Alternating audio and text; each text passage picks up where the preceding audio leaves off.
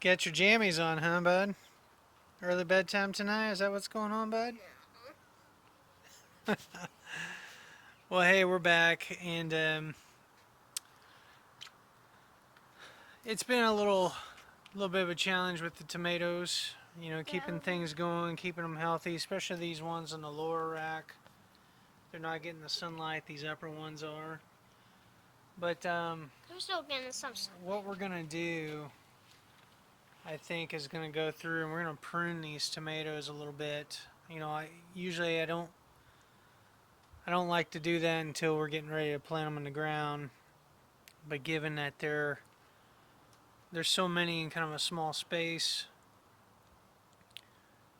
and there's not enough. There's just more problems than anything having them clustered together like this. That's a stick or something. So I've got some children's scissors here. I think this is from like a sewing kit or something. I don't know. But I'm gonna go through and prune off at least the bottom branches on every one, if not the next rung up. No, not yet. Not yet. Do we have to prune the peppers? We're not going to prune the peppers at all because they're kind of choked in there. The one tray that had some peppers in it. But we're going to trim these tomatoes back and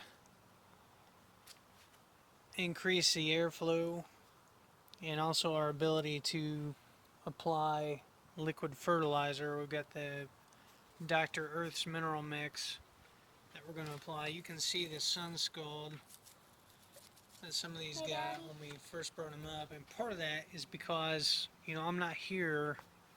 Look at this.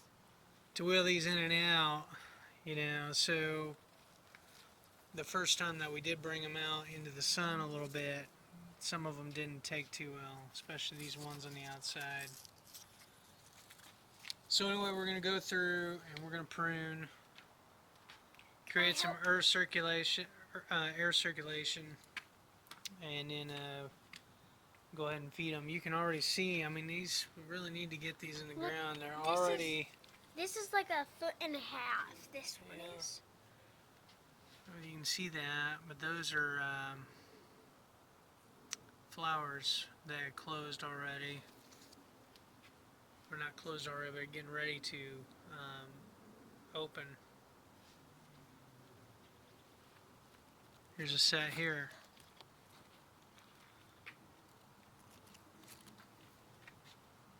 How can you tell? Oh, what about these? Yeah. There's a set there. So we do want. We may even try to get them planted this weekend. We'll see how Mother's Day weekend goes, bud. So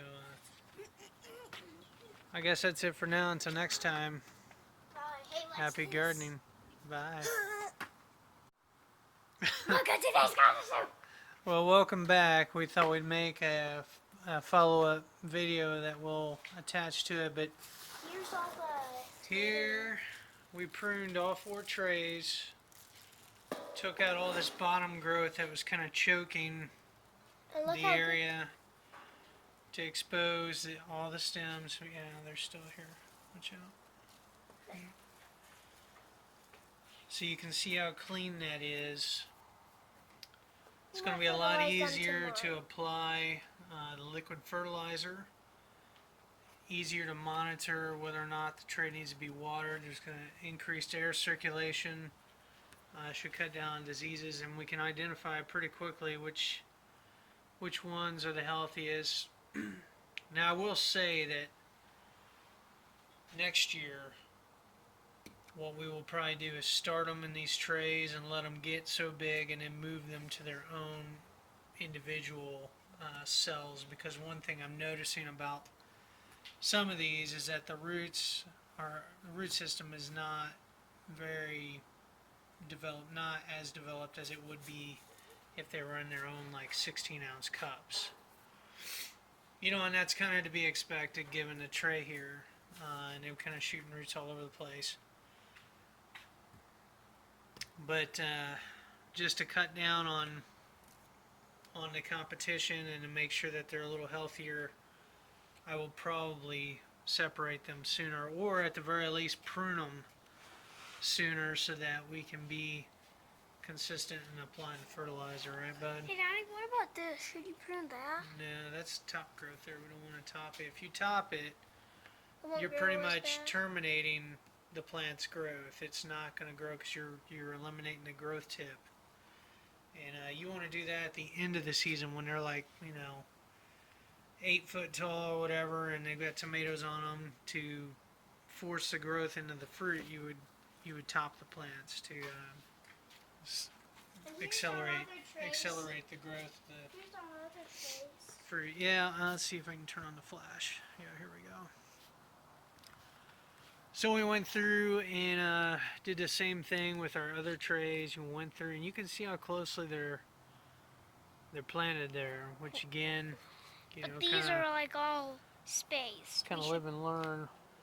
Now here's our other tray. It's doing This is pretty well. probably our best tray, the healthiest tomatoes This is doing really well too, except it as has far a as little. the thickness of the This stems. has a little bit of sun gold on it. This one we might go. There might be a few more to prune there. No, there's not. Regardless, all these little hairs on this big stem can morph into roots. So when we do plant, we'll be sure to apply, a source of fertilizer, whatnot, a shot of nitrogen or something to jumpstart these. And they should do fairly well, especially once they're out in full sun. I mean, you can't underestimate the power of the sun when these are hardened off and they really start taking in the sunlight. They're really gonna. The hope is they're gonna explode in growth here. The cherry tomatoes last at our old house, they were like cherry tomato, cherry tomato, cherry tomato. Yeah. Now, by the same token, here's a lesson for us on the peppers. These aren't bad. Well, you They're see doing how pretty small they good. are? If we go to the grow room, the ones in the grow room are twice this size, thicker, better foliage, and part of that's because these have been shaded by the tomatoes Because in look this at tray. that. That shades Yeah. all that. So anyway, We'll have to transplant these. again, we've got it all pruned and ready to go. We can, hopefully this weekend, if not, early next week, we'll get these planted out at the big garden. So that's it for now. Until next time, happy gardening. Hey, wait, look at this. Bye.